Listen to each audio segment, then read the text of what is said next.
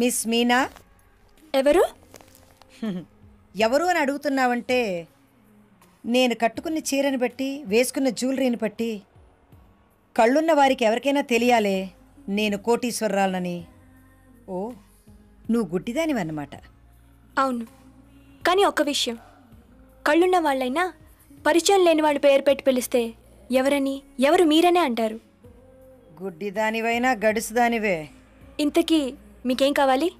నువ్వు మా సురేష్ నుంచి దూరం కావాలి, అదే నాకు కావాలి. అర్థమైంది, మీరు సురేష్ మేనత్త కౌసల్యాదేవి గారన్నమాట. అన్నమాట అది. ఇక ఉన్న మాట కూడా చెప్తా విను. నేను సురేష్ మేనత్తనే కాదు, వాడి పెంపుడు తల్లిని కూడా. వాడి ఆటాపాట మంచి చెడు అన్నీ చూసిందాన్ని. వాడి పెళ్లి కూడా లక్షణమైన పిల్లతో జరిగితే కళ్ళారా చూడాలనుకునేదాన్ని. అంతేగాని ప్రేమ పేరుతో కిరాణా కొట్టు కళ్ళు లేని పిల్లవాడిని పెళ్లి చేసుకోవాలనుకుంటే చూస్తూ ఊరుకునేదాన్ని కాదు. ఇంతకీ ఈ విషయం మీరు సురేష్తో చెప్పారా? ఎవరైనా ఆకాశానికి నిచ్చెన వేయాలనుకుంటే బుద్ధి చెప్పాల్సింది ఆకాశానికి కాదు, నిచ్చెన వేసే వాళ్ళకి. చూడు, ఐఎమ్ సారీ, నువ్వు చూడలేవు కదూ, అట్లీస్ట్ విను. ఈ కుంటి గుడ్డి మూగా చెవుడు ఇలాంటి వాళ్ళంటే నాకు అసహ్యం. I hate them. వాళ్ళని నా వాళ్ళని చెప్పుకోవడానికి నాకు సిగ్గుచెట్టు. వాళ్ళని దూరంగా ఉంచడానికి నేనే పనైనా చేస్తాను. నీకో విషయం చెప్పనా?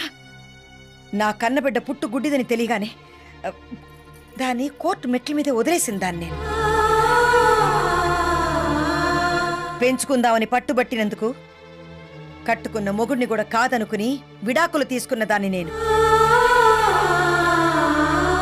5 ఏళ్ల తర్వాత నా గుడ్డి కూతురు ప్లాట్ఫామ్ మీద అడుక్కుంటూ కనిపిస్తే రూపాయి ధర్మం చేసేనే గాని దగ్గరికి తీసుకొని దాన్ని నేను. అలాంటిది నా కొడుకు లాంటి సురేష్ నువ్వు పెళ్లి చేసుకోవాలనుకుంటే నేను ఒప్పుకోను. ఇదిగో, లోకంలో ప్రతిదానికి ఒక రేటు ఉంటుంది. నీ గుడ్డి ప్రేమ రేటెంతో ఈ బ్లాంక్ చెక్ మీద రాసుకుని తీసుకో.